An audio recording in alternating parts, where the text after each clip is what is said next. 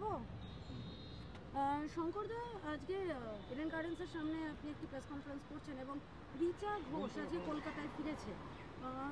তার জীবনে একটি বিতর্ক তৈরি হচ্ছে যে এখন অব্দি ইডেন গার্ডেন্সের সামনে কোনো ছবি নেই। দেখুন, আমি গতকাল কলকাতায় এসেছি।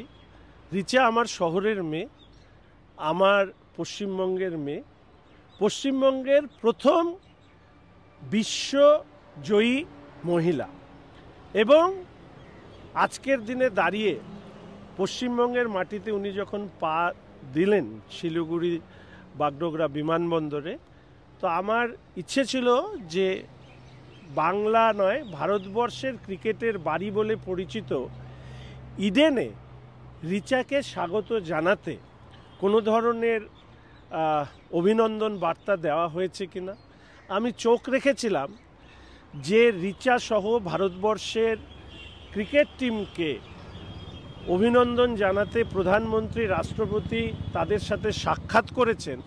সেই রিচাকে স্বাগত জানাতে বাংলা এবং বাঙালির অস্মিতা নিয়ে কথা বলা রাজনৈতিক দল তৃণমূল কংগ্রেস, তার পরিচালিত সরকার, যার মুখ্যমন্ত্রী একজন মহিলা, তার পক্ষ থেকে বাগডোগরা বিমানবন্দরে ক্রীড়ামন্ত্রী উপস্থিত আছেন কিনা সেটা দেখবার যেরকম ইচ্ছে ছিল, সাথে এই শহরে যে ওমেন্স ওয়ার্ল্ড কাপ 2025কে সামনে রেখে সারা ভারতবর্ষ উদ্বেলিত হয়েছে, সেই ওয়ার্ল্ড কাপের প্রতিনিধিত্বকারী সদস্য রিচাকে কিভাবে স্বাগত জানানোর জন্য পশ্চিমবঙ্গের রাজধানী প্রস্তুত হচ্ছে তা খতিয়ে দেখতে গিয়ে দেখলাম যে আমার পেছনে ইডেন গার্ডেন্স, সেটা আসলে আমাদের কলকাতা কেন্দ্রিক যে ব্যবস্থা, সেই ব্যবস্থার প্রতীক হয়ে কলকাতার বাইরে থাকা মানুষকে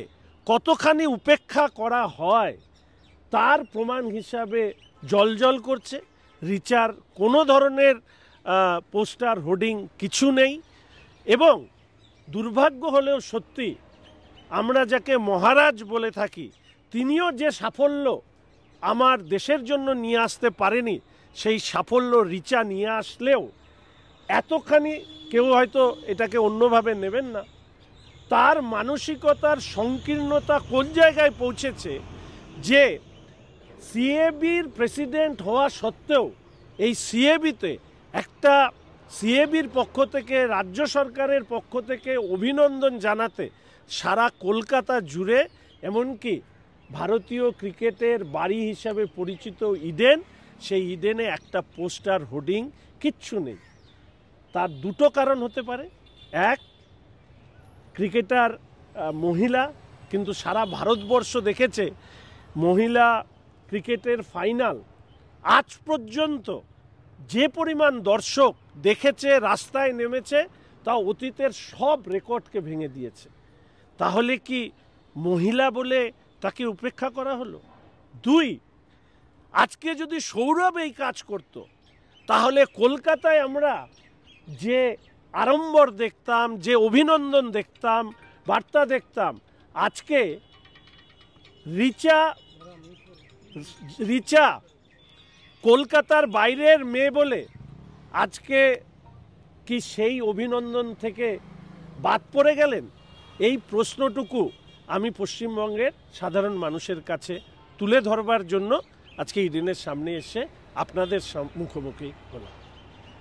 আগামীকাল তো সিএবির তরফ থেকে সোনার ব্যাট সহ বিভিন্নভাবে তাকে সংবর্ধনা দেওয়া হবে, মুখ্যমন্ত্রীও থাকতে পারেন এমনটা জানা যাচ্ছে।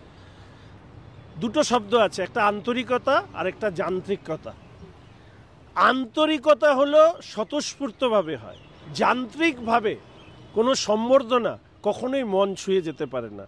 আপনার মনে হয় না আপনার কাছে হয়তো অগাধ অর্থ আছে, সেই অর্থ দিয়ে আপনি অনেক কিছু দিতে পারেন, কিন্তু আজকে রিচার কাছে যদি এই খবর পৌঁছয় যে বাংলার ক্রিকেটের মহারাজ সিএবির প্রেসিডেন্ট হওয়া সত্ত্বেও একটা রিচাকে অভিনন্দন জানিয়ে একটা বোর্ড পর্যন্ত এখানে লাগানো হয়নি, ফলে আগামীকালকে দিয়ে আজকের এই না থাকার যে ব্যর্থতার ইতিহাস, এই উপেক্ষার ইতিহাসকে মোছা যাবে না। আমরা দেখেছি যে এই ইভেন্টেই বা এই প্রোগ্রামে নেতাজি ইন্দোরে বোঝায় যে শাহরুখ খানকে সোনার চেন পরানো হয়েছিল, কারণ আইপিএলে দল জিতেছিল বলে। মুখ্যমন্ত্রী নিজে হাতে সোনার চেন পরিয়ে দিয়েছিলেন, খেলোয়াড়দের সোনার চেন পরিয়ে দিয়েছিলেন। কিন্তু রিচা, আমরা যতদূর জানি যে বাংলার একটা মেয়ে, ইডেনেও বহু খেলা তার খেলেছে, সেটি আছে। কিন্তু গোটা কলকাতা জুড়ে একটা হোর্ডিং নেই, একটা পোস্টার নেই, একটা ব্যানার নেই। যে সরকার প্রতিনিয়ত পোস্টার, ব্যানার সব কিছুতে পোস্টার লাগায়, একটা নেই। অন্তত মুখ্যমন্ত্রীর ছবির সাথে রিচার একটা ছবি দেখা যাবে না একসাথে। দেখুন, আগামীকালের যে প্রোগ্রাম, সেটা কি পুরোটাই খালি দেখনদারি কারণ? দেখুন, আমি প্রথমেই যেটা বলেছিলাম যে কলকাতা কেন্দ্রিক একটা ব্যবস্থা পশ্চিমবঙ্গকে পরিচালনা করে, যার মধ্যমণি হচ্ছে মুখ্যমন্ত্রী। তিনি কলকাতার বাইরের মানুষদেরকে দয়া করেন। আর কলকাতায় আপনি যে প্রসঙ্গ উল্লেখ করলেন, আইপিএলে কেকেআর জেতবার পরে যে সম্বর্ধনা অনুষ্ঠান হয়েছিল, সেখানে মুখ্যমন্ত্রীর অভিব্যক্তিতে প্রমাণিত হচ্ছিল উনি কি চান।